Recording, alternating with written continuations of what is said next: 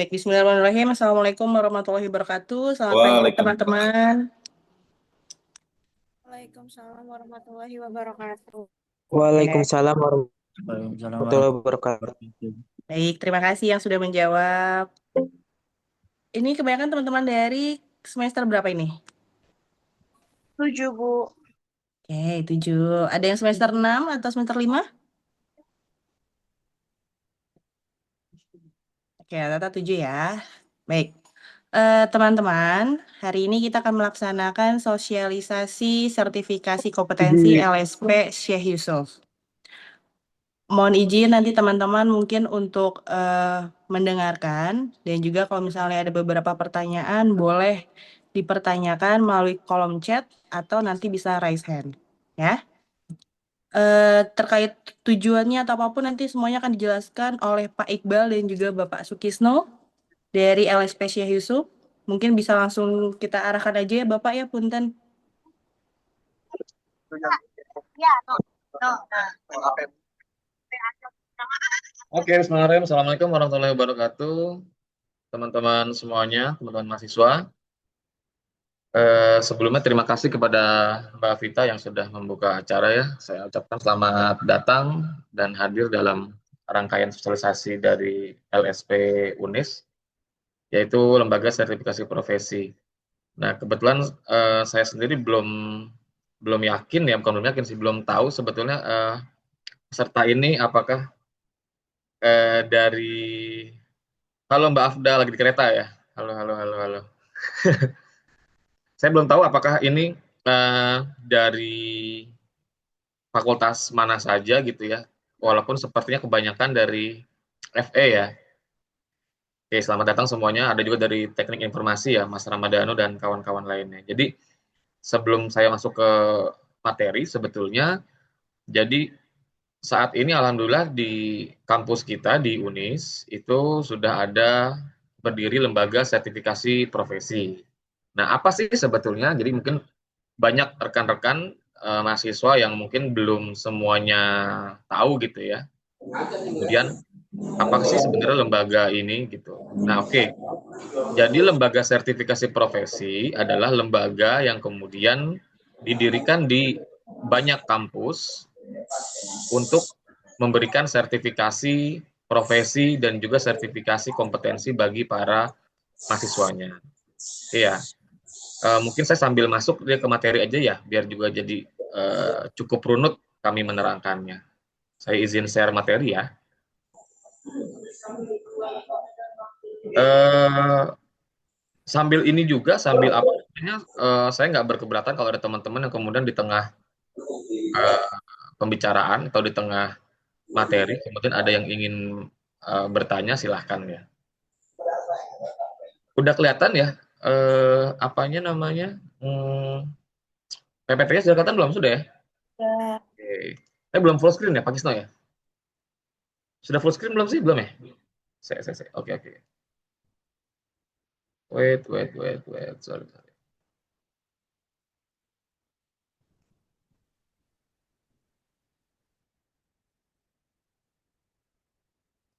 Sudah full screen kah? Sudah ya? Oke, terima kasih. Nah, mudah-mudahan nggak terlalu lama ya. Jadi biar lebih enak, lebih hidup, kita lebih banyak ke diskusi dan pertanyaan saja. Jadi ada 4 agenda sosialisasi hari ini. Pertama, terkait perkenalan apa itu LSP, kemudian pentingnya apa sih ada lembaga ini, kemudian kok ini ada hal baru apa lagi di dunia pendidikan, di kampus gitu ya, tentang sertifikasi ini. Kemudian apa itu definisi sertifikasi dan gimana cara memperolehnya. Oke, nah, tadi saya sudah utarakan di awal bahwa LSP sebuah lembaga yang kemudian punya wewenang memberikan atau melakukan uji sertifikasi kompetensi bagi para lulusan lembaga pendidikan, baik itu sarjana, magister, ataupun vokasi, sesuai dengan prodi studinya masing-masing, sesuai dengan Permendikbud tahun 2014. Nah, saya akan memberikan sedikit catatan terkait dengan Permendikbud ini ya. Jadi, gini teman-teman, mungkin banyak yang juga belum tahu ya. Eh, Bahkan jangankan di rekan-rekan mahasiswa gitu ya, di rekan-rekan dosen sendiri ataupun di prodi itu belum banyak eh, pengurus yang kemudian tahu informasi ini belum tersampaikan dengan baik. Jadi gini teman-teman, kalau merujuk pada peraturan Permendikbud gitu ya, mahasiswa yang lulus dari kampus itu sejak tahun Permendikbud ini itu idealnya kalian mempunyai 3 hak yang harus dibawa. Pertama, udah pasti kalau lulus dapat ijazah gitu ya. Yang kedua, transkrip. Yang ketiga adalah, nah ini, kalau menurut aturan Permendikbud, yang ketiga yang harus dibawa adalah sertifikat kompetensi sebetulnya. Nah, mungkin teman-teman di beberapa prodi ini seperti FISIP, itu semenjak 2 tahun terakhir, mereka sudah membuat sebuah surat, kalau sekarang kita kenal dengan istilah SKPI. Apa itu SKPI? SKPI adalah surat keterangan pendamping ijazah, gitu ya. Nah, kenapa kok ada SKPI, terus sekarang ini ada sertifikasi, apalagi? Jadi gini, kampus-kampus ataupun prodi yang belum punya LSP atau belum menjalankan program sertifikasi, akhirnya apa? Dia untuk mengikuti aturan undang-undang ini, mereka membuatlah SKPI. Gitu. Tapi buat kampus-kampus yang sudah memiliki LSP atau beberapa kampus yang sudah bekerja sama dengan LSP yang di luar gitu ya. Kalau ini kan LSP memang milik UNIS ya, berdiri di dalam UNIS. Itu mereka kalau nggak punya sertifikasi itu, mereka menggantinya dengan SKPI namanya, yaitu surat keterangan pendamping ijazah. Nah pasti teman-teman akan banyak bertanya nih, lo apalagi nih Pak, sudah ada ijazah, ada transkrip, sekarang ada SKPI, apalagi nih SKPI. Jadi gini teman-teman, let's say saya sebut misalkan sekarang teman-teman di manajemen deh, misalkan gitu ya. Kan manajemen sendiri, misalkan teman-teman di semester 1 sampai dengan semester 7 gitu ya, katakanlah mendapatkan mata kuliah sebanyak, let's say misalkan ada sekitar 40 mata kuliah misalkan, dengan total sekian ratus SKS.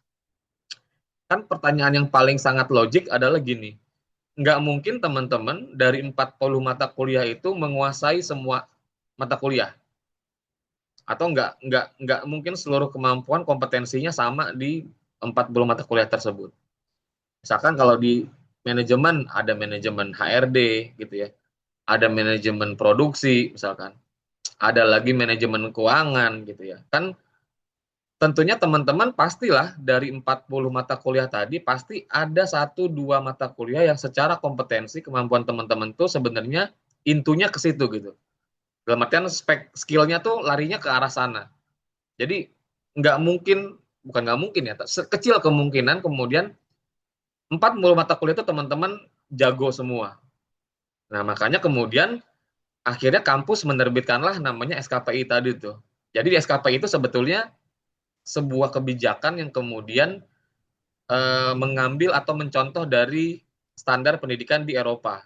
Jadi di Eropa pun sebenarnya udah lama ya, udah hampir puluhan tahun sebelum kita mereka udah membuat namanya SKPI seperti SKPI lah. Jadi intinya SKPI itu akan menerangkan bahwa oke, anak ini lulus dari manajemen, anak ini lulus dari IT gitu ya, tapi pasti ada satu bidang keilmuan tertentu yang teman-teman ini kemudian ahli banget di bidang itu secara kemampuan. Misalkan kalau teman-teman di IT, ada coding gitu ya, ada yang bisa UI, user interface, ada yang UX gitu ya, ada yang jago backdoor, ada yang front end gitu. Kan nggak kecil kemungkinan kemudian seseorang itu menguasai seluruh aspek. Pasti ada bidang spesifik yang dia sukai dan dia mampu di situ. Kalau saya sendiri misalkan saya backgroundnya adalah di Ilkom, ilmu komunikasi. Basic saya, major saya di advertising, periklanan. Nah kan di periklanan sendiri itu banyak banget mata kuliah atau bidang kemampuan banyak banget ya. Dari DKV, misalkan grafis, ada lagi editing, ada lagi menulis copywriting, ada lagi menulis press release dan segala macam. Kan nggak jaminan kemudian walaupun saya sudah menempuh mata kuliah selama 4 tahun dengan 40 mata kuliah, pasti ada 1-2 bidang yang kemudian saya paling jago di situ. Nah, tujuan dari SKPI itu sebetulnya membunyikan itu dalam surat teman-teman saat lulus. Nah, tapi kemudian terjadi masalah adalah gini, SKPI terkadang tidak diakui secara nasional, apalagi internasional. Kenapa? Karena SKPI sifatnya dikeluarkan oleh kampus atau dikeluarkan oleh prodi masing-masing atau oleh fakultas masing-masing. Nah, kemudian lahirlah konsep LSP atau lembaga sertifikasi profesi. Apa bedanya, Pak? Nah, LSP walaupun LSP itu berdiri di dalam kampus gitu ya, tapi secara regulasi, secara standar semua diatur oleh lembaga atau badan setingkat kementerian yang namanya BNSP, Badan Nasional Sertifikasi Profesi, di mana kemudian standar pengujian, standar materi, baik itu pelatihan sampai dengan sertifikasinya semua mengikuti standar yang dibuat oleh Kementerian Tenaga Kerja. Gitu. Jadi poin perbedaannya di situ. Makanya alhamdulillah teman-teman di UNIS sekarang kemudian sudah punya LSP nih yang diberikan license oleh negara. Jadi kita mendorong lulusan-lulusan UNIS, teman-teman semester 8, semester 7 ke depan nanti tadi ya selain bawa ijazah dan transkrip juga membawa sertifikasi profesi atau sertifikasi kompetensi yang sifatnya diakui secara nasional dan juga internasional. Ya. Oke, next. Nah, ini tadi ya yang saya bilang secara aturan udah ada aturannya, teman-teman bisa dibaca nanti gitu ya. Jadi ada Undang-Undang Nomor 20 tahun 2013, ada juga Undang-Undang 2012. Jadi sebetulnya peraturan ini sudah lama banget beredar gitu ya. Tapi kemudian karena tidak semua kampus atau tidak semua lembaga kemudian memiliki kemampuan untuk mendirikan lembaga LSP ini, akhirnya ya tadi beberapa prodi, beberapa fakultas bukan membatalkan ya, mengganti sertifikasi itu dengan SKPI. Nah, bersyukur teman-teman di UNIS sekarang sebenarnya kita sudah punya gitu ya. Oke, ini juga masih landasan hukum, nggak perlu saya baca ya. Intinya adalah teman-teman didorong secara aturan undang-undang lulus dari kampus atau lembaga pendidikan harus bawa tiga surat gitu ya. Oke. Nah, kenapa perlu sertifikasi kompetensi? Nah, tadi yang saya bilang sebelumnya gitu ya, bahwa ijazah itu tanda teman-teman udah pernah kuliah atau udah lulus kuliah gitu ya. Tapi kemudian sertifikasi kompetensi itu adalah jawaban dan pengakuan dari negara bahwa teman-teman kompeten dalam keahliannya masing-masing. Tadi saya bilang, jadi saya lulusan dari bidang ilmu komunikasi, periklanan atau advertising, nggak semua bidang saya bisa dalam periklanan. Pasti dari sekian banyak kemampuan, dari sekian banyak skill, mungkin cuma 2 atau 3 skill yang kemudian saya betul-betul jago di dalamnya. Gitu ya. Oke, next. Nah, ada lagi kemudian KKNI dan SKKNI. Nah, KKNI dan SKKNI ini pada intinya adalah gini, teman-teman nanti saat mengambil sertifikasi di LSP UNIS, teman-teman akan diuji, akan dilatih dengan standar yang dibuat oleh negara. Gitu ya. Yang akan dibuat oleh 4 stakeholder paling tidak. Pertama adalah negara melalui Kementerian Tenaga Kerja, kedua adalah dari asosiasi, ketiga dari praktisi atau industri, yang keempat dari kalangan akademis. Nah, tentunya standar ini akan jauh lebih valid kalau kita bilang. Ya bukan berarti saya meng-underestimate-kan kampus sendiri, bukan, tapi ya perlu sama-sama kita ketahui. Let's say gini, saya akan sedikit buka gitu ya terkait dengan dunia akademik. Misalkan teman-teman di sini ada jurusan IT, ada jurusan manajemen tadi ya. Saya hampir sangat yakin gitu.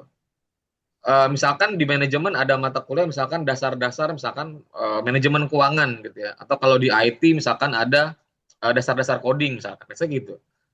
Nah, saya sangat yakin antara kampus satu dengan kampus yang lain pasti silabusnya beda. Pasti beda. Walaupun mungkin mata kuliahnya mirip-mirip namanya ya. Tapi pasti standar acuan yang akan digunakan tuh beragam. Nah, apakah itu hal yang negatif atau hal yang buruk? Oh, enggak juga gitu. Tapi yang jadi masalah adalah tadi kemudian antara satu kampus dengan kampus lain, kemudian pendekatannya akan punya pendekatan yang beda. Karena sisi tinjauan adalah akademis gitu. Bukan berarti negatif ya, enggak. Tapi kemudian kan tadi akhirnya tiap kampus enggak punya standar yang sama. Nah, lain cerita ketika kita bicara dengan sertifikasi kompetensi atau profesi. Kenapa? Karena segala macam standar yang akan teman-teman diujikan ataupun dilatih itu semua merujuk kepada kebijakan negara. Jadi misalkan saya akan sebut gitu ya, nanti ada skema, misalkan saya akan sebut buat teman-teman di IT, ada namanya skema programmer junior. Nah, saya 100% akan sangat yakin ketika teman-teman ngambil sertifikasi di UNIS dengan sertifikasi programmer junior, itu akan sama dengan skema sertifikasi yang diambil di kampus, misalkan di Makassar, di Unhas. Tapi dengan catatan skemanya namanya sama ya, programmer junior. Itu pasti sama, dari mulai mata ujinya, dari mulai unit kompetensi yang akan dilatih, akan diuji itu sama. Karena kita merujuk pada kitab yang sama, yaitu kebijakan terkait dengan SKKNI atau aturan perundang-undangan yang dibuat oleh Kementerian Tenaga Kerja. Nah, itu kemudian menjadi poin kenapa kemudian ke depan juga kampus akan didorong saat mereka menyusun mata kuliah ataupun kurikulum, mereka harus pulang ke sini atau harus merujuk kepada SKKNI. Karena standarnya clear bahwa teman-teman setelah lulus kuliah dapat sertifikasi, tidak terjadi gap. Dalam artian jangan sampai sering ada kejadian gini, kuliahnya diajarinnya apa, begitu kerja yang diminta oleh tempat kerja skillnya apa. Nah, kan sekarang sering banyak pertanyaan begitu ya.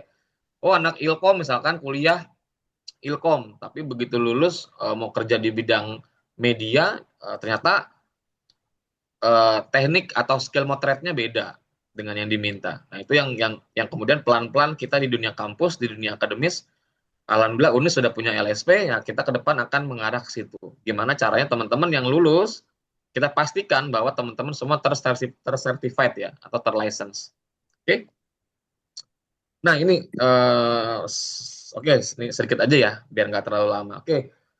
Nah, jadi secara regulasi yang dibuat oleh Kementerian Tenaga Kerja ataupun peraturan presiden terkait dengan jenjang, tadi ada SKKNI, ini ada KKNI. Kalau KKNI ini jenjang ya, jenjang karir.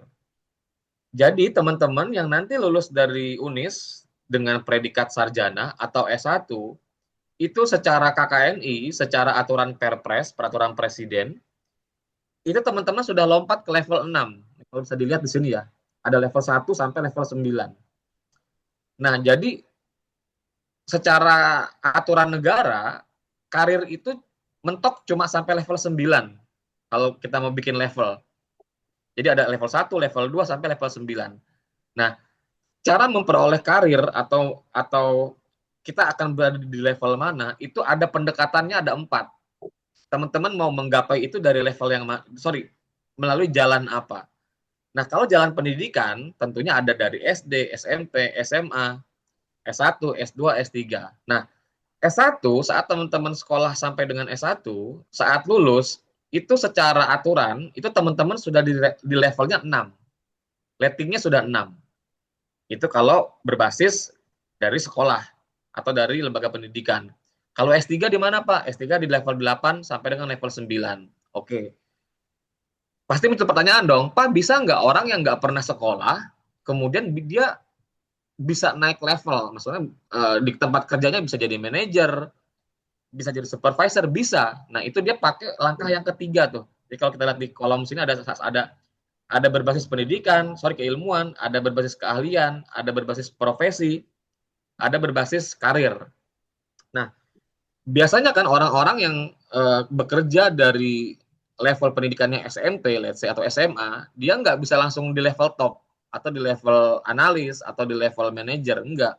Pasti dia akan starting dari profesi atau dari jenjang 3 atau 4, yaitu operator. Jadi, kayak di pabrik-pabrik gitu ya, kan pabrik-pabrik jarang dia requirement terima kerja S1.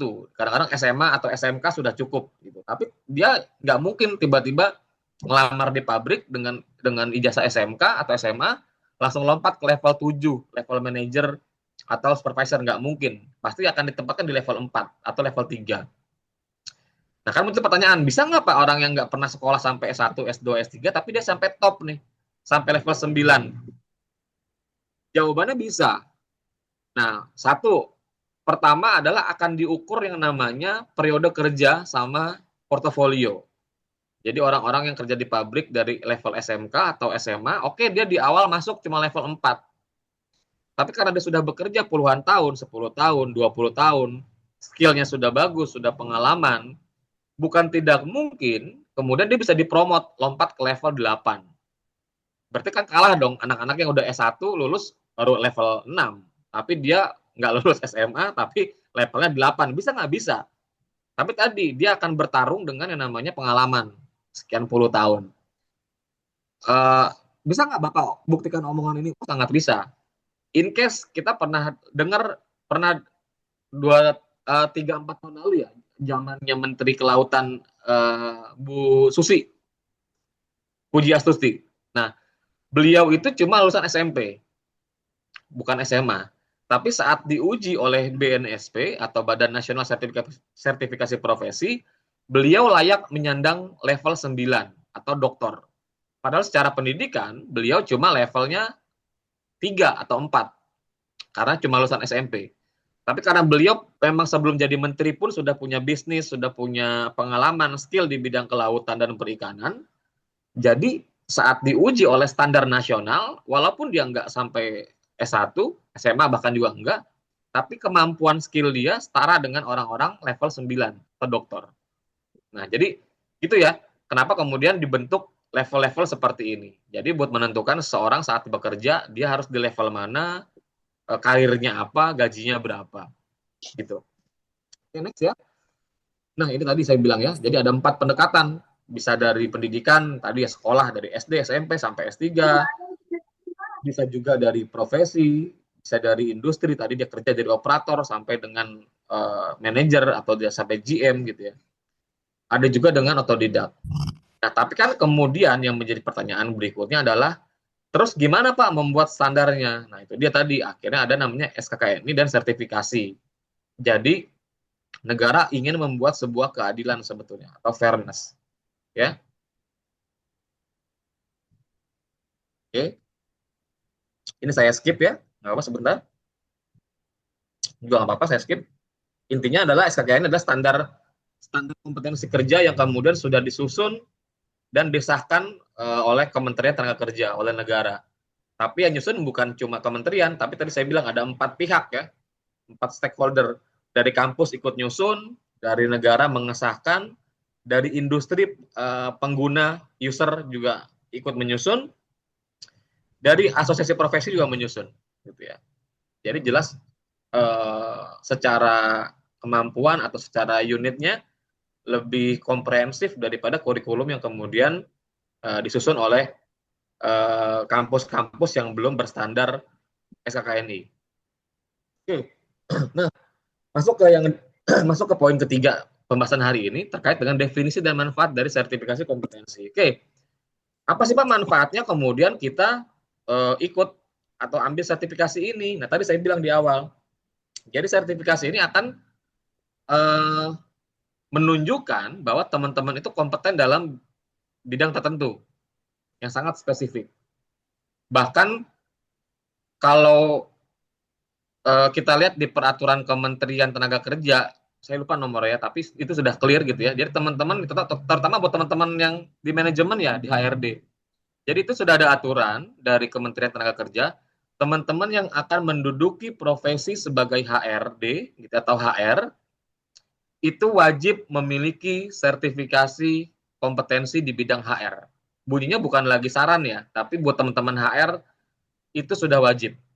Jadi sekarang teman-teman yang sekarang sudah bekerja, bahkan di beberapa pabrik, di beberapa perusahaan, sekarang udah mulai rajin tuh. Mereka cari-cari sertifikasi kompetensi di bidang HR. Ya, kita skip aja. Oke, nah kita masuk ke bagian manfaat. Apa sih manfaatnya sertifikasi? Simple, ada kita mengategorikan ini secara dua hal ya. Pertama, manfaat secara pragmatis, yang kedua manfaat secara idealisnya apa. Secara pragmatis simple. Jadi di era sekarang ini teman-teman mau bekerja nggak lagi cukup kemudian bawa ijazah sama sertifikat. Sangat-sangat udah nggak cukup gitu ya. Tapi kemudian ada parameter baru, ada hal lain yang harus teman-teman juga buktikan atau bawa, yaitu sertifikasi kompetensi atau profesi. Jadi secara pragmatis simple, ya biar gampang cari kerja gitu. Jadi teman-teman akan dinilai oleh perusahaan layak atau lebih kompetitif. Itu secara simpelnya lah. Walaupun tidak menjadi jaminan ya bahwa oh kalau saya sudah punya sertifikat kompetensi, saya pasti diterima kerja. Enggak, tapi jelas sertifikasi membuat teman-teman berhasil menyisihkan orang-orang yang nggak punya sertifikasi kompetensi. Sesimpel itu aja sebetulnya. Yang kedua, secara idealis tentunya ya teman-teman ya tadi akan kompeten karena sudah diuji, sudah distandarisasi dengan standar yang dibuat oleh negara. Yang kedua adalah update skill, yang ketiga adalah SDM qualified. Nah, saya akan sedikit garis bawahi di poin kedua yang updated skill ya, ini menarik. Kami di LSP bekerja betul-betul menyesuaikan dengan standar yang akan digunakan oleh industri. Lain halnya, lagi-lagi saya bukan mau mengunderestimatekan kampus atau mengunderestimatekan standar kurikulum di prodi-prodi atau di fakultas ya. Tapi gini, saya akan buka faktanya. Teman-teman yang sekarang lagi di kuliah di semester 7, mohon maaf, kita nggak pernah tahu teman-teman itu sekarang menggunakan kurikulum yang dibuat berapa tahun yang lalu. Maksudnya gini, sekarang teman-teman semester 7 ya, kita nggak tahu tuh mata kuliah yang teman-teman pakai, standar yang teman-teman pakai, apakah sama dengan anak yang lulus 3 tahun lalu. Kita nggak pernah tahu. Karena kita sendiri ya kuliah aja gitu ya. Teman-teman nggak pernah meng-cross-check kemudian apakah prodi masing-masing, apakah fakultas masing-masing mengupdate standarnya. Kita nggak pernah tahu. Tapi ini lain cerita kalau di LSP. Kami jangankan bertahun-tahun ya.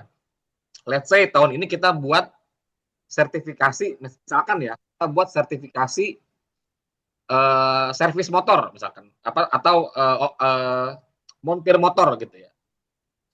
Tiba-tiba baru kita sertifikasi, tiba-tiba 6 bulan kemudian, misalkan perusahaan asosiasi Honda, Yamaha membuat standar baru misalkan. Nggak usah setahun, 6 bulan gitu ya. Tiba-tiba dia buat standar baru. Oh, kalau orang mau jadi montir harus bisa ini. Oh, kalau mau bisa jadi montir motor metik atau motor elektrik harus bisa begini. Itu dari negara, sertifikasi yang kita udah buat akan dicoret. Nggak boleh dipakai. Jadi kita harus update, berubah dulu standarnya, baru bisa dipakai lagi, diujikan. Nah, itu yang terjadi pada lembaga sertifikasi. Jadi kami dikontrol penuh oleh aturan kementerian maupun badan. Nah, jadi hampir dapat dipastikan bahwa seluruh elemen-elemen pengujian yang dibuat di lembaga sertifikasi selalu update. Karena kalau nggak diupdate, pasti nggak akan diterima oleh kementerian, pasti dicoret. Nah, beda sama di kampus, tadi saya bilang, kampus kan ya kita nggak tahu teman-teman sekarang belajar mata kuliah A. Jangan-jangan yang diajarin ke teman-teman sekarang sama dengan yang diajarin ke orang yang udah lulus 5 tahun lalu. Kita nggak pernah tahu. Tapi lagi-lagi ya, ini underline, saya bukan berarti mengunderestimatekan prodi ataupun fakultas, tidak. Tapi pada kenyataannya, kami di LSP, standar bekerja kami seperti itu. Jadi semua merujuk pada aturan yang dibuat oleh negara. Ya, next. Manfaat sertifikasi jelas, pertama adalah pengakuan kompetensi yang dimiliki, yang kedua memiliki keunggulan kompetitif dibanding kandidat tanpa sertifikat, yang ketiga ya tadi ya punya chance atau peluang lebih besar mendapatkan pekerjaan, yang keempat menunjang karir profesional. Jadi saya punya cerita beberapa alumni yang sudah lulus gitu ya, dia kerja di jasa marga, kemudian setelah dia ikut sertifikasi kompetensi, lapor ke bosnya, kemudian ya secara karir di-upgrade juga akhirnya gitu ya. Ini dia bentuk atau salah satu contoh tampilan dari standar kompetensi yang disahkan oleh negara. Ini kebetulan bidangnya adalah bidang fotografi ya. Ini buat teman-teman di IT sama di Ilkom ya, di FISIP mungkin cocok ini. Jadi ini cuma sampel aja. Jadi tampilannya seperti ini. Negara membuat satu kitab atau satu buku panduan di mana ketika seseorang ingin mendapatkan ingin mendapatkan certified atau license as photographer, ya dia harus mengikuti standar yang dibuat oleh negara. Gitu. Ya. Macetnya seperti ini nih. Ya, jadi ada banyak sekali unit yang kemudian harus teman-teman kuasai ketika kemudian mau disertifikasi atau dinyatakan layak kompeten sebagai seorang fotografer. Ya. Gitu. Oke, saya skip terus. Oke, saya akan buat simulasi ya. Nah, ini akan jadi teman-teman akan lebih tercerahkan terkait kemudian seberapa penting sih kemudian sertifikasi itu gitu ya. Oke. Saya akan buat simulasi dalam sebuah lowongan pekerjaan gitu ya. Ada 2 kandidat ya. Saya akan buat simulasi. Yang pertama ini ada gambar cowok sama cewek ya. Jadi kita akan lihat gitu ya. Yang kiri adalah sarjana S1 gitu ya. Kemudian selama dia kuliah, dia sudah dapat mata kuliah pelajaran fotografi. Kemudian yang kedua, dia sudah juga, karena dia udah lulus, dia punya ijazah, dia punya transkrip yang mendukung bahwa dia mampu dalam bidang fotografi, gitu. Karena dia pernah ikut mata kuliah fotografi. Yang kedua, kandidat kedua, lowongan orang kedua adalah dia cuma SMA nih. Dia perempuan, dia SMA, tapi dia punya portofolio, alias dia sudah pengalaman 10 tahun. Walaupun dia cuma SMA, tapi dia punya pengalaman motret selama 10 tahun. Yang kedua, dia juga memiliki portofolio. Jadi selama 10 tahun tentunya dia punya bukti ya. Oh, saya udah 10 tahun kerja di bidang fotografi, ini karya-karya saya segala macam. Oke. Next, pertanyaan selanjutnya yang akan muncul adalah Oke. Pertanyaan saya, kalau teman-teman menjadi tadi ya pemilik perusahaan yang membuka lowongan pekerjaan fotografi tadi, kira-kira siapa yang akan diterima dari dua kandidat ini? Oke, yang pertama, saya akan buat kasus gini. Kalau saya sebagai pemilik perusahaan, sebagai user, membuat syarat pekerjaan dengan mencantumkan tulisan pengalaman minimal 2 tahun, adil nggak buat yang tadi lulus 1? Walaupun dia bilang dia mampu motret, dia sudah ikut mata kuliah fotografi, dia udah 4 tahun kuliah, tapi begitu dia ngelamar kerja, perusahaan nulis kata-kata mencantumkan pengalaman minimal 2 tahun. Pasti gagal nggak? Yang satu, yang cowok tadi. Pasti gagal, pasti kalah dia. Kenapa? Karena sudah tidak adil. Karena di awal sudah dijegal tuh. Ketika perusahaan bikin syarat pengalaman minimal sekian tahun, lo gimana caranya dia pengalaman? Kalau dia baru lulus S1 kan, nggak pernah kerja gitu loh. Walaupun secara skill, secara kemampuan gitu ya, selama dia kuliah misalkan oke banget. Tapi dia akan gagal. Kasus kedua, apakah adil bagi sarjana ini? Karena otomatis tadi saya bilang, dia secara administratif udah gagal sebelum bertarung. Gitu ya. Padahal sangat mungkin ketika ketika si mahasiswa ini diuji, mungkin dia juga mampu memenuhi persyaratan yang dibuat oleh perusahaan. Tapi tadi ya karena syaratnya harus pengalaman 2 tahun, ya dia udah gagal, nggak bisa bertarung buat ngelamar deh. Oke, next saya akan buka kasus yang kedua. Yang tadi yang perempuan. Sorry sebelum saya masuk gini, makanya sekarang ada aturan kementerian terbaru ya. Iya, baru beres dia. Profesi-profesi yang umum itu nggak boleh mencantumkan jenis kelamin. Itu sudah clear ya. Jadi sekarang Kementerian Tenaga Kerja sudah bikin aturan perusahaan untuk beberapa profesi tertentu yang memang nggak mengganggu terkait dengan gender, dia nggak boleh mencantumkan jenis kelamin. Gitu. Jadi sekarang makanya hampir semua sekarang kita lihat lowongan pekerjaan, kalau nggak yang sangat spesifik gitu ya, dia nggak akan pernah mencantumkan laki atau perempuan gitu. Karena udah nggak boleh sama kementerian. Oke, yang kedua. Ketika ini saya bicara dengan kasus yang kedua. Kalau ada perusahaan atau saya tadi bikin lowongan pekerjaan, saya tuliskan syaratnya adalah lulusan sarjana. Adil nggak buat orang kedua tadi? Yang dia cuma SMA, tapi dia udah punya pengalaman puluhan tahun dia motret. Nggak adil. Lagi-lagi sama kasusnya. Karena orang yang tadi cuma SMA, padahal secara kemampuan, secara portofolio, puluhan tahun dia motret, dia jago gitu. Tapi ketika perusahaan udah bikin syarat dasarnya, minimal lulusan sarjana, otomatis orang yang berpengalaman puluhan tahun ini akan gagal untuk melamar pekerjaan. Karena tadi saya bilang, dia secara administratif udah gagal bertarung, udah nggak bisa daftar dia. Nah, akhirnya kan nggak adil semua. Kemudian kan akan muncul pertanyaan, terus biar jadi fair, saat sebuah lowongan pekerjaan itu dibuat, standarnya apa sih? Nah, itulah kemudian negara membuat yang namanya sertifikasi atau standar. Nah, jadi sertifikasi ini adalah jawaban keadilan bagi seseorang yang kemudian ingin masuk ke dunia kerja.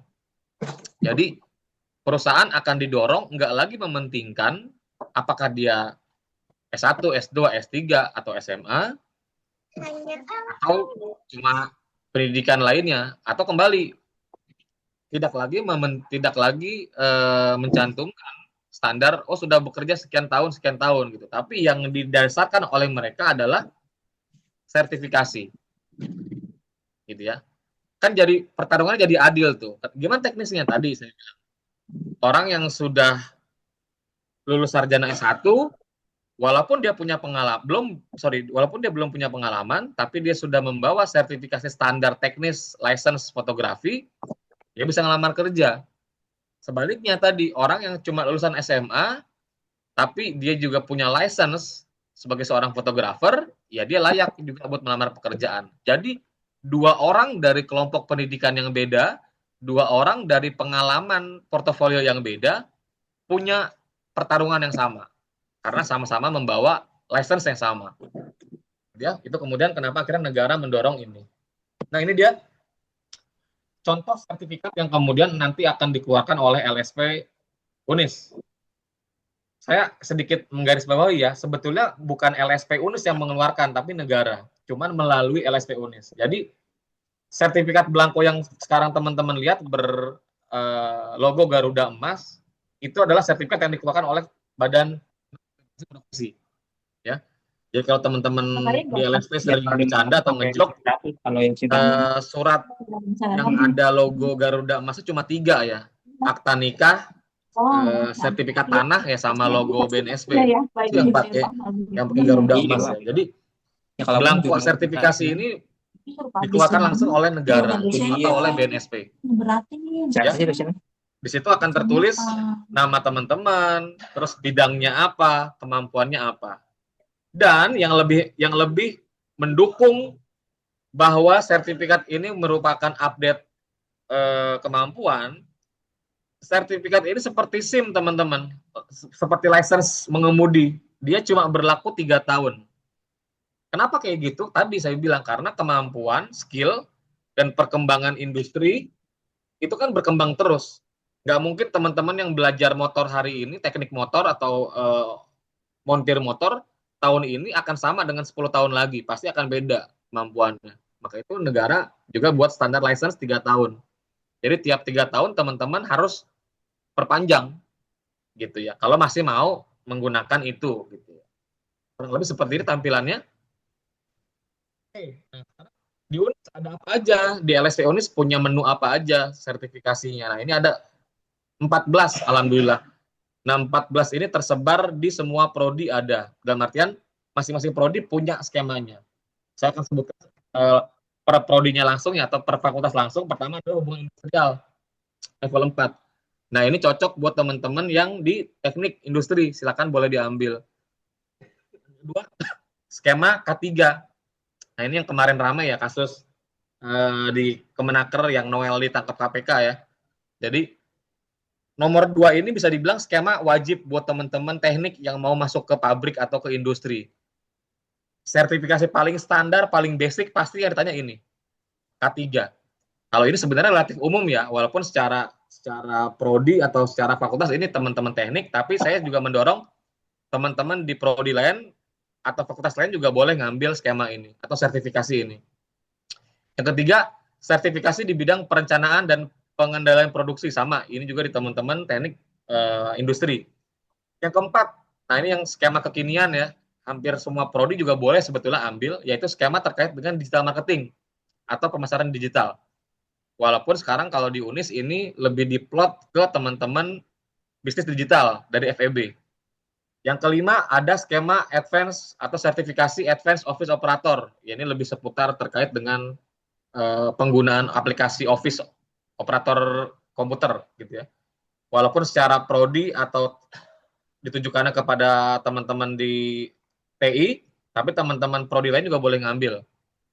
Yang keenam adalah skema atau sertifikasi mengelola pemotretan atau fotografi. Ini di teman-teman FISIP dan Ilkom. Yang ketujuh sertifikasi di bidang pelaksanaan pelatihan kerja. Nah ini cocok buat teman-teman yang mau jadi guru atau di FKIP ya, bisa ngambil sertifikasi bidang ini. Yang ke-8 juga ada skema penerjemah teks umum atau translator, juga tadi sertifikasi di bidang FKIP ya. Yang kesembilan, sertifikasi di bidang penyedia informasi akuntansi dan perpajakan atau semacam brevet ya. Kalau teman-teman yang di akuntansi, silahkan boleh ngambil sertifikasi ini. Yang ke-10 adalah sertifikasi di bidang eksekutif administratif assistant. Nah, ini kalau yang teman-teman mau berkecimpung di bidang administratif gitu ya. Ini capaiannya ke teman-teman di administrasi negara sebetulnya. Silakan ambil. Yang ke-11 ada lagi kewirausahaan industri atau KWI kualifikasi 4. Secara prodi ini masuknya ke teknik industri, tapi karena ini adalah sifatnya adalah kewirausahaan, skema ini juga boleh diambil oleh prodi lain. Misalkan manajemen juga boleh ngambil. Yang ke-12 ada sertifikasi pemrograman junior atau junior programming. Nah, sertifikasi ini bisa diambil oleh teman-teman IT. Yang ke-13 ada sertifikasi di bidang rekrutmen dan SDM atau HRD atau HR. Nah, silakan teman-teman di manajemen yang belum punya juga bisa mengambil. Atau teman-teman di prodi lain juga boleh ngambil. Yang terakhir 14 adalah skema untuk teman-teman di FAI terkait dengan sertifikasi di bidang amil zakat atau pengelolaan zakat. Gitu ya. Bagaimana caranya ngambil sertifikasi di LSP Sayusuf atau di LSP Unis? Ya tadi tinggal datang ke kita, kantor kita di Aula Lama, nanti ketemu Mbak Vita ya, sebagai admin, sebagai bagian sertifikasi, nanti bisa daftar di sana. Nah, ini saya terakhir, ini contoh ya, contoh bukti real, 1 minggu lalu ya, 1 week ago, itu sekarang beberapa beberapa lembaga pemerintahan di Tangerang itu ketika mencantumkan lowongan pekerjaan itu sudah mulai memasukkan persyaratan kotor gitu. BNSP. Ini kalau teman-teman lihat ya di poin 1, 2, 3, poin 5 ya. Aja. Jadi persyaratannya selain lamaran, CV, KTP, ijazah, ada scan SKA BNSP. Apa itu SKA? Surat keterangan asal. Ya bisa dibilang sertifikat asli lah. Istilah zaman sekarang tuh SKA ya, surat keterangan asal dari BNSP. Nah, otomatis, nah ini kan di poin kelima ya, teman-teman yang mau melamar di bidang ini tapi belum punya sertifikasi BNSP, ya nggak bisa daftar pasti. Jadi tadi saya bilang ya, cukup unfair gitu. Teman-teman katakanlah jago nih bidang geodesi, bidang SIG, udah kerja puluhan tahun, udah bikin banyak karya, tapi begitu mau ngelamar di poin kelima kesandung nih karena nggak punya sertifikat profesi atau kompetensi dari BNSP. Otomatis ya nggak bisa daftar dia, gitu ya. Sekian dari saya, mungkin segitu dulu sebelum lanjut ke Mas Pak Sukisno terkait dengan aplikasi sertifikasi. Kalau teman-teman mau daftar, mau ujian, silakan nanti sama Pak Sukisno. Tapi sebelum saya alihkan ke Pak Sukisno, saya buka dulu sesi tanya jawab atau ada yang ingin bertanya, silakan. Terima kasih. Assalamualaikum warahmatullahi wabarakatuh. Silakan teman-teman, kalau ada yang ingin bertanya.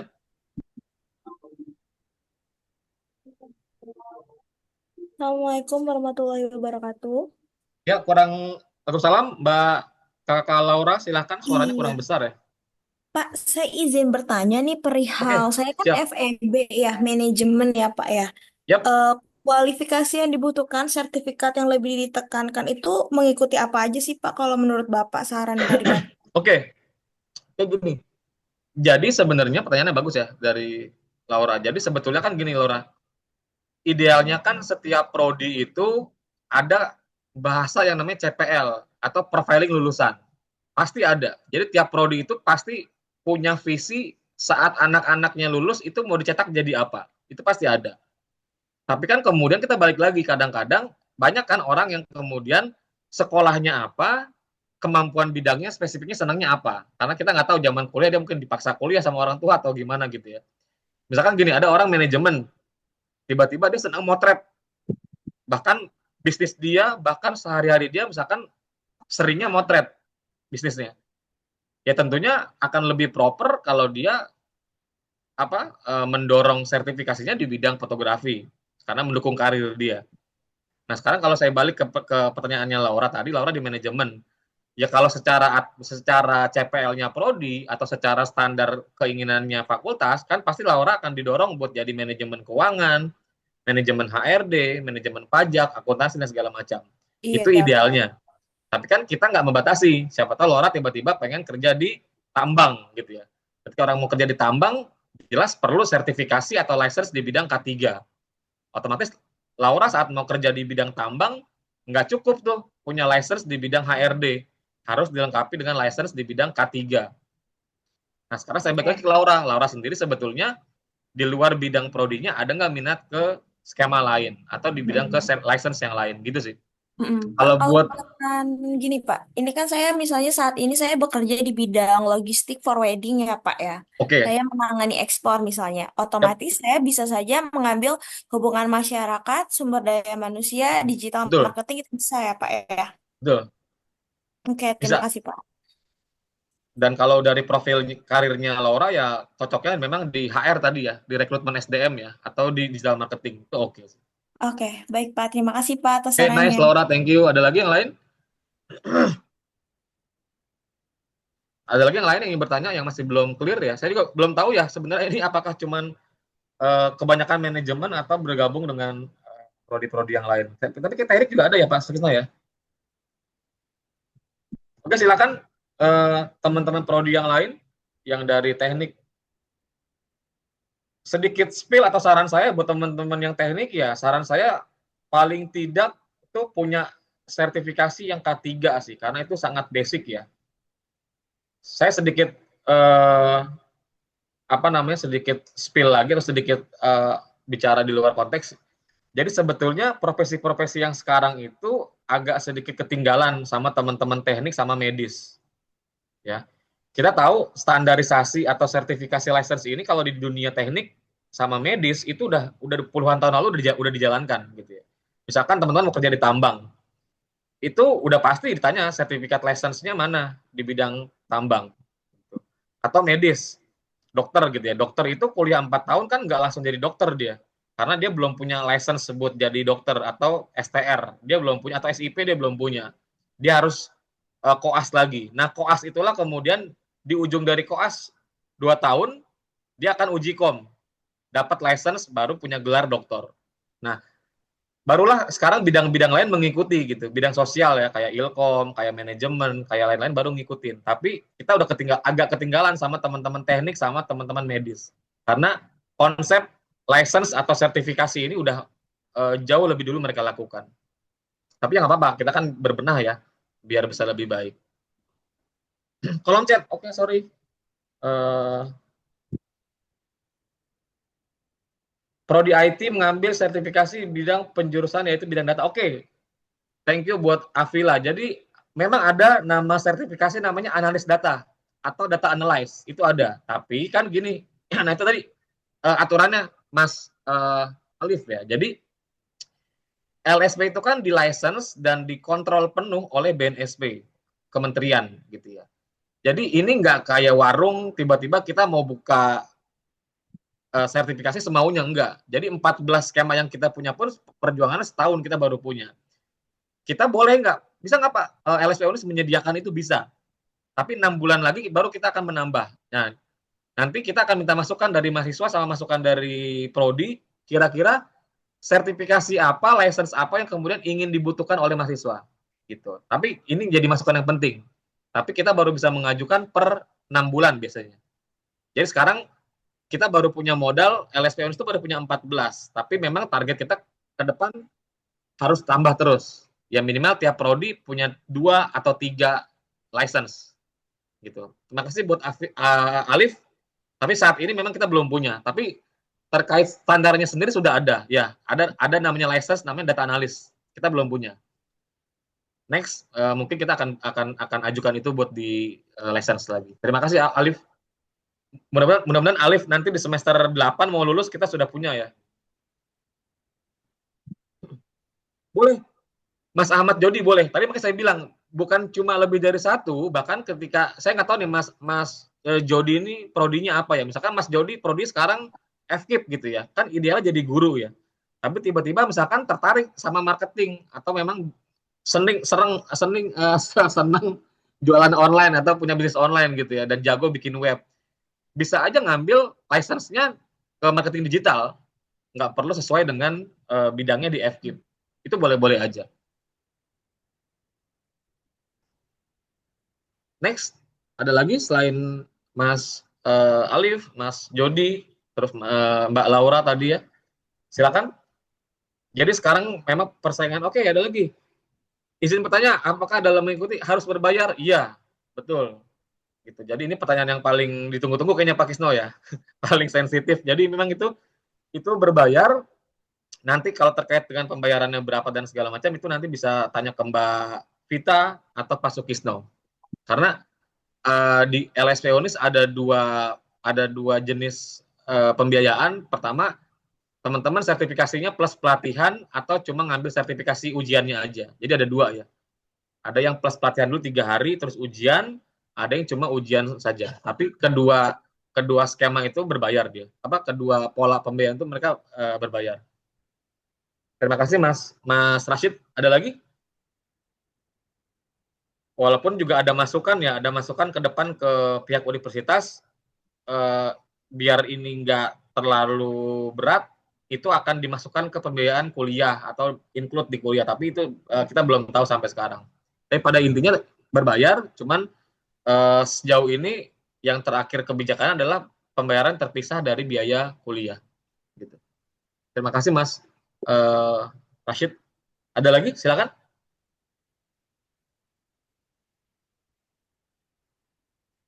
Kalau nggak ada yang ingin bertanya lagi, saya akan alihkan ke Pak Sukisno ya. Beliau akan mengarahkan terkait dengan penggunaan aplikasi di LSP saat teman-teman mau daftar dan mau ikut ujian. Oke, ada lagi dari Ferdianto.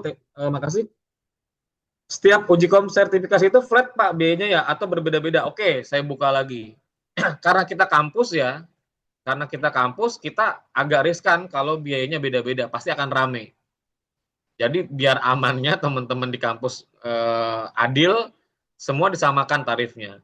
Tapi ini nggak terjadi kalau di luar. Kalau di luar teman-teman pasti beda. Antar satu LSP dengan LSP lain itu biayanya pasti beda. Beda skema pasti beda biaya. Gitu. Sebagai info aja kalau kayak di UMT ya paling dekat tetangga kita deh. UMT itu 1,5 mereka. Biaya mereka di UMT sertifikasi itu ngambil 1,5 dan itu sudah diwajibkan mereka. Di kita masih sunah muakat ya Pak Sukisno ya, belum wajib. Tapi kita mendorong lah karena ini kepentingannya buat teman-teman semua. Oke, makasih buat Ervina dan Mayanti. Ada untuk Fakultas Hukum sertifikasinya tadi di bidang hubungan industrial. Hubungan industrial ini terkait dengan kemampuan dalam mengatur undang-undang hubungan ketenaga kerjaan. Jadi buat teman-teman di hukum yang kemudian nanti mungkin fokusnya mau ke bidang HRD tapi di bidang hukum atau di bidang kita bilang istilah apa ya namanya legal gitu ya, legal dalam sebuah perusahaan, itu ada namanya sertifikasi di bidang hubungan industrial. Betul Mbak Adelia, ada pelatihannya dan juga ada sertifikasinya. Tapi silakan dipilih apa mau mengambil dua-duanya atau langsung ngambil sertifikasinya aja. Silakan. Ada. Kalau kapannya akan dilakukan dari Mbak Adelia lagi ya. Tadi Mbak Evina, Mbak Adelia, kapan pelatihannya? Pelatihannya dilakukan selama 3 hari, 1 kali online, 2 kali itu melalui aplikasi pelatihannya. Kalau ujiannya biasanya seminggu setelah pelatihan. Betul. Oh, enggak perlu nunggu lulus. Ya. Jadi yang sekarang semester 6 sudah boleh ngambil sertifikasi boleh. Sama alumni yang sekarang semester 8 karena takut terburu-buru udah mau wisuda, itu masih punya waktu 2 tahun. Jadi setelah jadi alumni 2 tahun dia masih boleh ngambil license ke LSP kita. Kalau udah over dari 2 tahun dia nggak boleh ke LSP kita, dia harus ke LSP luar. Gitu. Kalau buat jadwal sendiri nanti dirilis ya Mbak Adel ya, akan dirilis jadwalnya oleh Mbak Vita nanti. Mas Angga, izin bertanya Pak, untuk prodi ekonomi saran yang tepat apa? Kalau ekonomi menurut saya, ekonomi itu sebetulnya hampir semua, ini berarti FKIP ya? Sorry. Oke, kalau FKIP buat teman-teman calon guru paling tepat sih kalau menurut saya paling oke itu tadi ya, pelatihan kerja. Jadi teman-teman didorong buat jadi instruktur. Karena kan arahnya kalau FKIP mau jadi guru ya. Nah, guru itu sebenarnya sekarang juga sudah ada semacam syarat tidak tertulis ya, mereka harus punya certified atau license di bidang instruktur. Jadi saran saya paling tepat kalau buat teman-teman FKIP itu ngambil license di bidang pelatihan kerja atau instruktur. Gitu. Karena di kita di UNIS belum punya prodi PPG ya, atau pendidikan guru belum ada. Tapi bisa kita perkuat skill kita dengan ngambil license di bidang instruktur atau pelatihan kerja. Thank you Mas Angga. Ada lagi yang lain?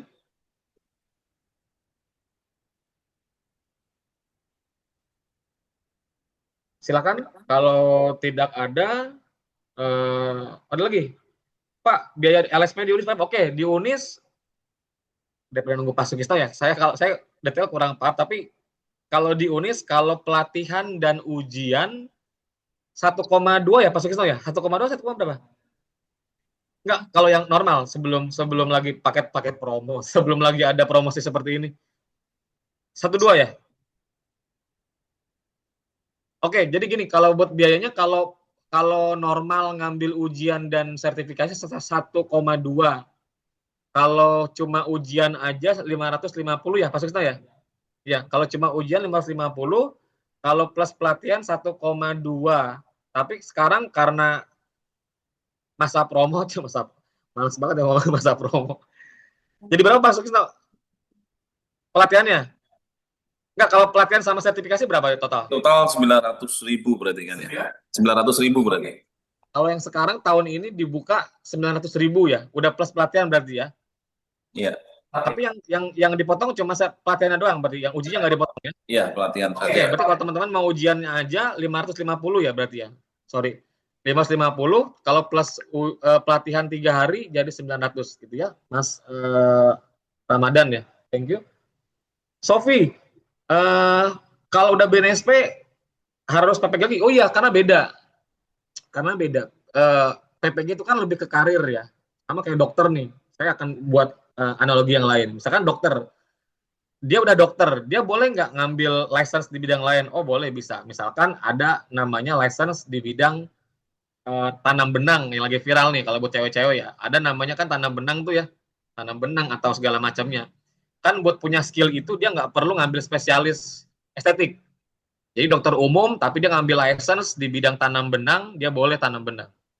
Gitu. Jadi sama dengan kasus Sofi tadi, PPG dengan BNSP itu dua hal yang beda, tapi jelas sertifikasi instruktur menjadi dasar seseorang buat punya keahlian di bidang pelatihan atau pengajaran gitu ya. Jadi PPG gitu ya, license dari instruktur beda lagi. Mas Nur Isanuddin, meski sudah alumni bisa, Donis bisa, tapi kita punya limit aturan dari negara cuma boleh 2 tahun Mas Isan. Jadi kalau udah ada kakak kelasnya yang udah over dari 2 tahun, kita nggak, secara aturan negara kita nggak boleh. Dia harus lari ke LSP yang lain yang P3 jenisnya. Nggak boleh balik ke UNIS. Jadi maksimum 2 tahun. Masih boleh kita terima. Gitu. Thank you. Pak Nanda, Mbak Nanda, SMK pernah, ya betul, ada LSP mikrobiologi, ya sekarang. Nah, Mbak Nanda ngambil di Tekim. Kalau Tekim paling oke ngambilnya kalau nggak K3, yaitu adalah yang kedua perencanaan produksi. Itu paling pas kalau buat teman-teman di Tekim. Ada 2 skema. Pertama skema keselamatan kerja, K3. Yang kedua adalah skema tadi, manajemen produksi atau perencanaan produksi. Itu oke. Terus Mbak Syahira, kalau udah uji terus gagal, apakah boleh? Iya, kita bikin limit 2 kali Mbak Syahira. Jadi kalau sekali ujian gagal, boleh ngambil sekali lagi dan masih free. Tapi kita juga sangat menyayangkan sebenarnya, kita dorong jangan sampai gagal, karena kalau sampai Mbak Syahira gagal, yang kena marah sama negara, teman-teman dosen penguji, karena kok udah diuji masih gagal gitu. Jadi saya sih berharap jangan sampai ada yang gagal gitu ya. Harapannya teman-teman 1 kali uji udah harus clear. Makanya kami juga mendorong teman-teman juga ikut pelatihannya. Jadi jangan cuma langsung uji. Karena saya akan tadi ya, saya buka lagi di awal, karena tidak semua kurikulum di kampus sudah match dengan standar Kemenaker. Jadi kalau cuma ngambil ujian doang, khawatir kaget gitu. Oh selama kuliah 4 tahun apa, tiba-tiba begitu ngeliat standar nasional Kemenaker beda gitu. Pasti akan pusing. Jadi saya mendorong juga ikut pelatihan. Walaupun kalau ada yang pede karena udah jago, udah punya pengalaman kerja, saya mau ikut ujian aja nggak mau pelatihan karena lebih murah, ya saya kasih kebebasan. Kita kasih kebebasan, silakan. Thank you Mbak Sahira. Mas Advan, kalau sipil itu ada namanya ahli, betul, yes.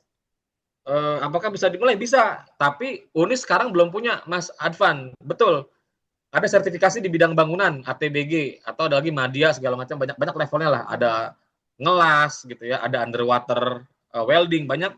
Tapi kebetulan kita di UNIS belum punya. Next kita kasih masukan ya buat prodi sipil, buat mengajukan license di bidang teknik bangunan. Terima kasih Mas Advan. Terus buat daftar sebelum lulus kuliah, oh bisa. Kita biasanya semester 6 udah bisa daftar. Makanya sekarang kita kan sosialisasi nih. Jadi sebelum teman-teman nyentuh semester 8, sebelum lulus, dari sekarang kita udah mulai dorong semester 6, 7 udah boleh daftar. Minimal semester 6 baru boleh daftar sertifikasi. Thank you, Mas Advan. Nice. Ada lagi? Yang lain? Di Tangerang sendiri kampus seingat saya yang punya baru 2 ya, baru Unpam sama UMT. UMN sendiri belum punya. Setahu saya gitu, di Tangerang baru 2 yang punya, baru UMT sama Unpam yang punya LSP itu. Jadi ya alhamdulillah UNIS udah one step ahead lah di Tangerang, udah bisa punya lembaga sertifikasi profesi ya.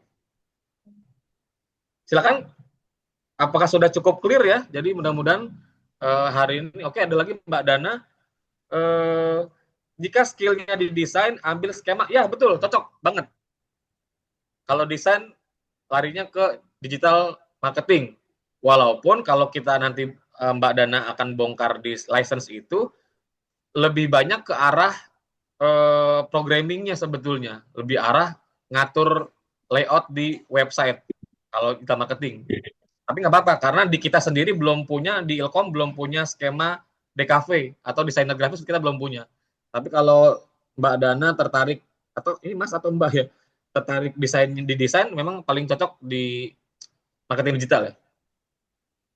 Silakan, ada lagi selain Mas atau Mbak Dana ini, silakan.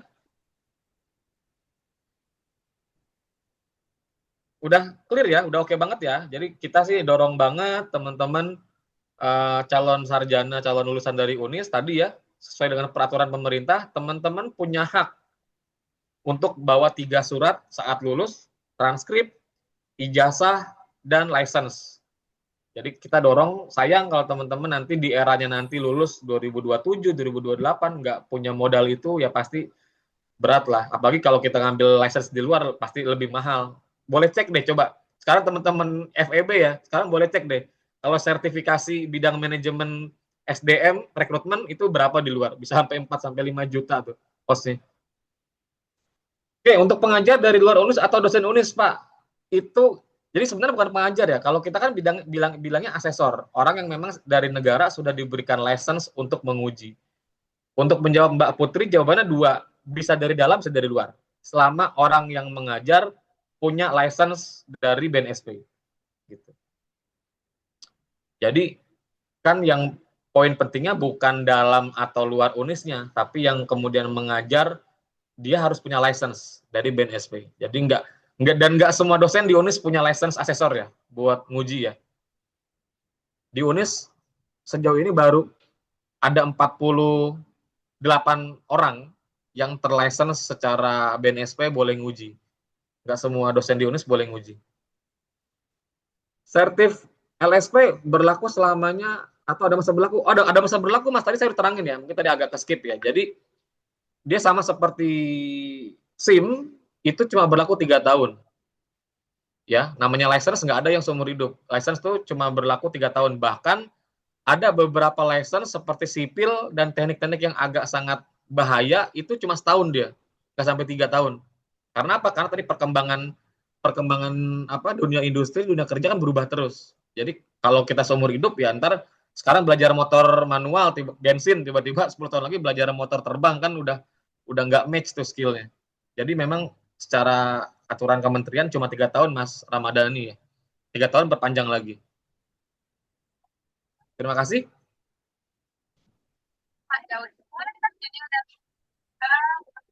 Ya, Mbak Ervina silakan. Ada yang ingin tanyakan? Sudah? Clear ya? Ini Pak Kisna sudah mulai lapar, kayaknya sudah mulai ini. Pertanyaannya Oh enggak, Mas Jody, enggak. Oke, perpanjangan tuh beda, enak. Makanya kalau perpanjangan kita sebutnya RCC ya, recognition. Jadi umumnya kalau perpanjangan Mas Jody cuma akan ditanya terkait dengan pengalaman kerja. Jadi misalkan Mas Jody sekarang punya sertifikasi di bidang digital marketing, terus lulus bekerja selama 3 tahun. Nah, terus mau perpanjang nih, karena dirasa bermanfaat, sertifikasinya mau perpanjang. Biasanya saat perpanjang cuma akan ditanya 2 hal. Pertama, selama 3 tahun kerja di bidang apa, match nggak dengan lisensinya, terus 3 tahun kerjanya bikin apa aja, udah. Plus wawancara doang, udah. Biasanya kalau dinyatakan sudah oke, memang matching antara license dengan pekerjaannya, dengan portofolio selama kerja ngapain aja itu udah langsung bisa diperpanjang. Gitu. Nggak perlu pelatihan lagi. Makasih Mas Jody. Ada lagi yang lain? Nggak ada ya? Oke, kalau nggak ada, Pak Sukisno akan menerangkan terkait dengan aplikasi di LSP bagi teman-teman yang mau daftar ujian dan lain sebagainya ya. Silakan Pak Sukisno. Oke, nggak ada ya? Terima kasih. Kalau nggak ada lagi yang ingin bertanya terkait sertifikasi ini, saya akan alihkan kembali ke Mbak Vita atau Pak Sukisno untuk kemudian menerangkan terkait dengan aplikasi dan bagaimana cara mendaftar sertifikasi ini. Terima kasih. Kurang dan lebihnya saya Iqbal, saya mohon maaf. Kita juga buka konsul terus ya, teman-teman yang masih belum clear di Zoom kali ini mau datang ke LSP silakan. Kantor kita di bawah gedung lama ya. Kalau teman-teman tahu gedung lama yang buat aula orang nikahan tuh yang dekat parkiran yang ada gedung sendiri, itu kita di lantai bawah ya, di dalam di lantai bawah ada signage gede banget LSP. Saya Yusuf, silakan aja datang buat tanya-tanya dan konsul dan lain sebagainya. Ya. Kurang lebihnya saya Iqbal, saya mohon maaf. Assalamualaikum warahmatullahi wabarakatuh. Waalaikumsalam warahmatullahi wabarakatuh. Lanjut Pak Kisnov. Ya, terima kasih Pak Wadir, Pak Iqbal, dan Ibu Vita. Terima kasih atas waktunya. Assalamualaikum warahmatullahi wabarakatuh. Langsung saja nih ya terkait dengan aplikasi pendaftaran untuk LSP Syekh Yusuf, jadi pendaftaran secara online. Saya akan share untuk PPT.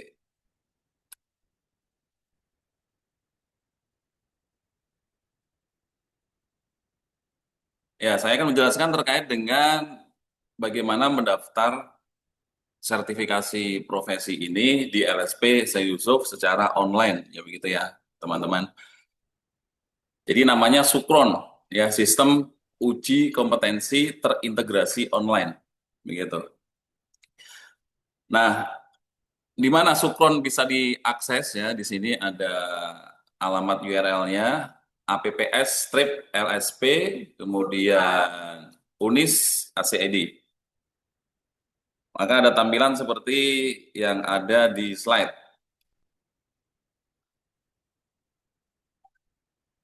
Nah,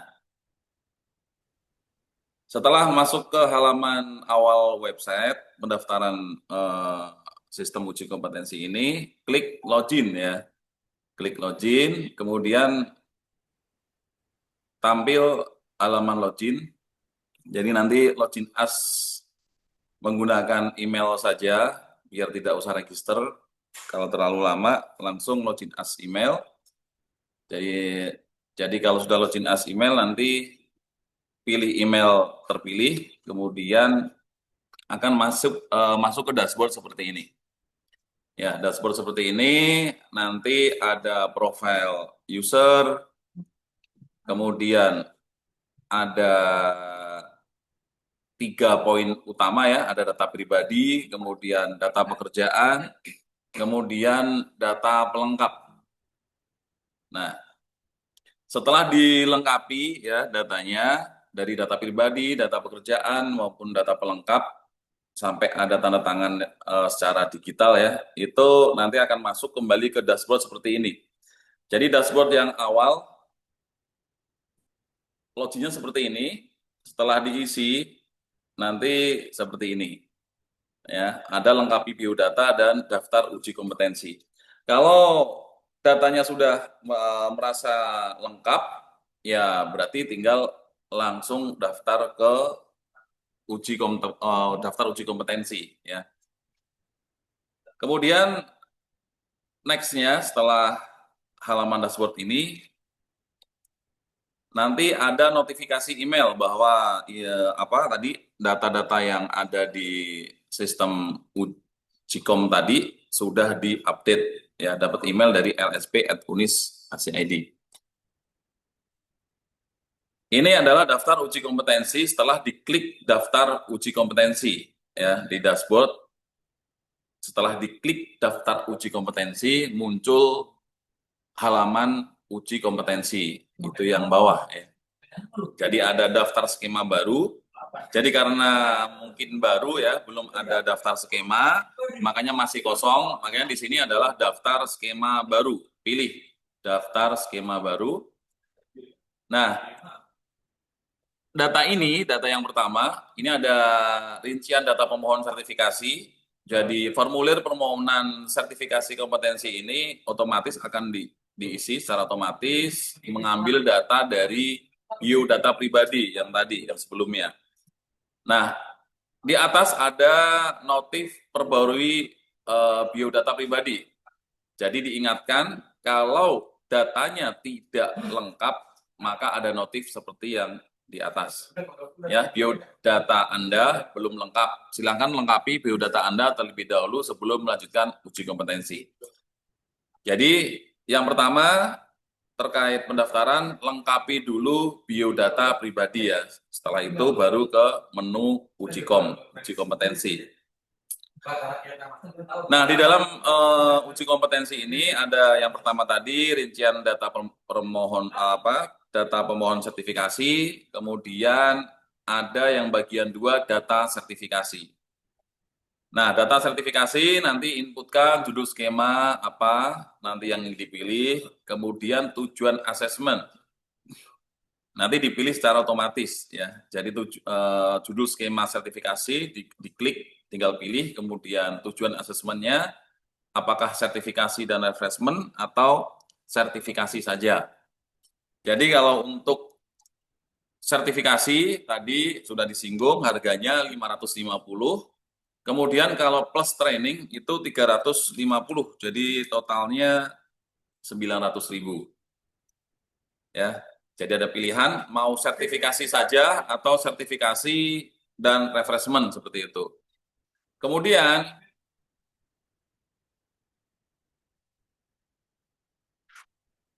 ada bukti persyaratan dasar, ya, fotokopi kartu mahasiswa dalam bentuk gambar, kemudian fotokopi KTP, KHS, kemudian ada sertifikat pelatihan bila ada.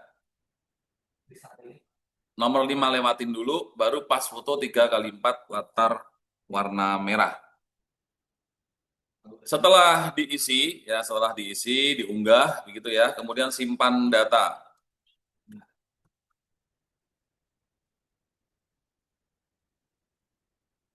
Nah, ini contohnya, sudah saya isi, saya memilih sertifikasi pemasaran digital, kemudian tujuan asesmennya saya hanya pilih sertifikasi saja, kemudian filenya sudah saya upload dalam bentuk gambar, ya, JPG semua ini. Kemudian langkah selanjutnya adalah bayar, ya. Setelah tadi diupload persyaratannya, dipilih skemanya, setelah disimpan akan diarahkan ke halaman pembayaran, ya. Pembayaran menggunakan virtual account-nya BNI, virtual account BNI, ya. Nah, setelah bayar seperti biasa, ya, seperti kuliah menggunakan virtual account BNI. Di sini saya contohkan untuk harga 10.000, ya. Jadi ini saya menggunakan dummy percobaan, ini menggunakan harga 10.000, kemudian admin 3.500, jadinya 13.500. Ini sebagai contoh saja. Setelah melakukan pembayaran, maka di sistem di email ada notifikasi email ya bahwa pembayaran berhasil dari BNI ya, bukan dari LSP. Ini ada email dari BNI setelah pembayaran dari BNI Collection. Kemudian ada notif di halaman pembayaran ya, nanti pembayaran diterima ya. Pembayaran diterima nanti kemudian akan divalidasi oleh kami. Kembali ke halaman pembayaran uji kompetensi, nanti diupload buktinya dan selesai ya sampai situ. Jadi ini kembali ke halaman depan, ada daftar skema baru tadi sudah terisi karena saya memilih pemasaran digital sudah terisi ya. Kemudian di halaman uji kompetensi diklik ya, diklik lanjut uji, itu ada tulisannya detail uji kompetensi seperti ini. Seperti yang bawah ya. Kemudian ini adalah formulir permohonan sertifikasi kompetensi dalam bentuk PDF begitu. Jadi di sini saya live ke webnya ya. Ada di web apps/lsp Unis ACID, login, saya login sebagai Sukisno@unis.acid.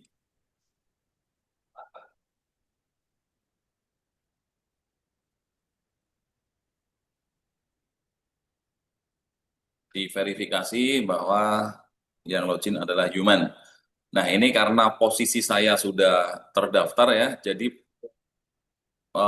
tampilan webnya seperti ini. Di sini ada uji kompetensi, seperti ini tampilannya.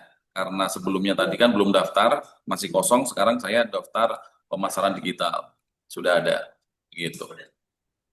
Kemudian bisa diklik kembali ya, bisa dilihat-lihat kembali. Mungkin kalau ada yang ngambil 2 skema, mungkin bisa daftar skema baru. Begitu. Itu saja. Jadi simple untuk pendaftaran. Jadi daftar, pilih skema gitu ya, kemudian melakukan pembayaran. Sehingga terbit form APL 01. Nanti untuk uji komnya selanjutnya akan diinfokan oleh bagian sertifikasi begitu. Itu saja yang saya sampaikan. Silakan kalau ada yang ditanyakan.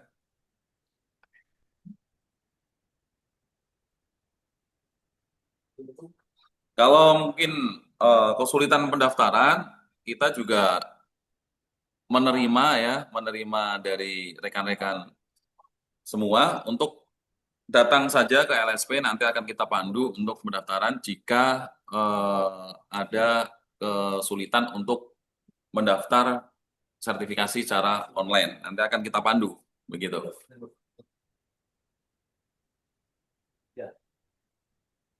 Silakan kalau ada yang ditanyakan. Kalau tidak ada yang ditanyakan, lebih bagus, lebih cepat ya. Nanti kalau misalkan Pak Sukisno sedikit menambahkan ya.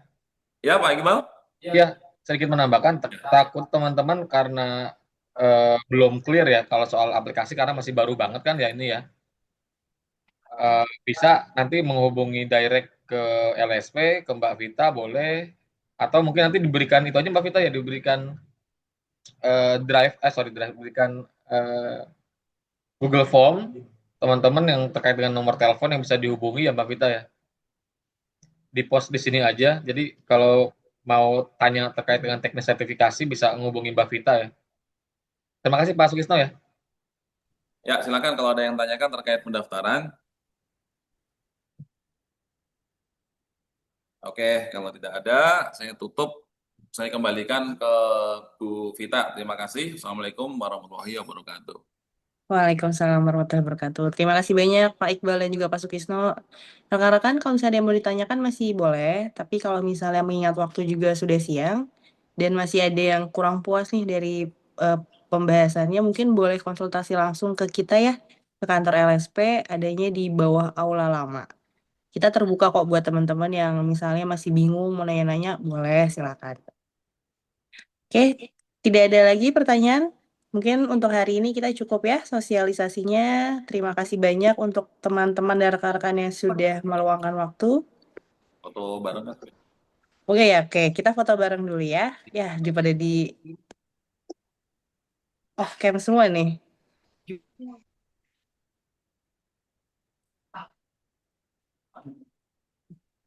Mungkin yang tidak sibuk boleh on cam dulu.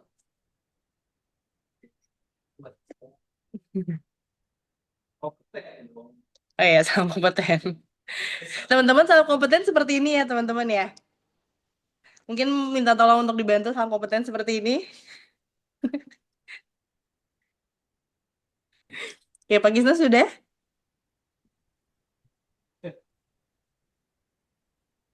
Oke, sudah Pak Gisno?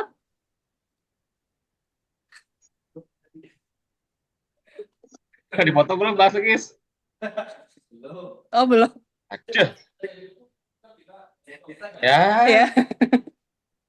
Oke. Oke. Terima kasih banyak teman-teman atas waktunya ya. Kalau gitu saya akhiri. Sampai bertemu di Wassalamualaikum LSP. warahmatullahi wabarakatuh. Dadah teman-teman. Assalamualaikum warahmatullahi Warahmatullahi wabarakatuh. wabarakatuh.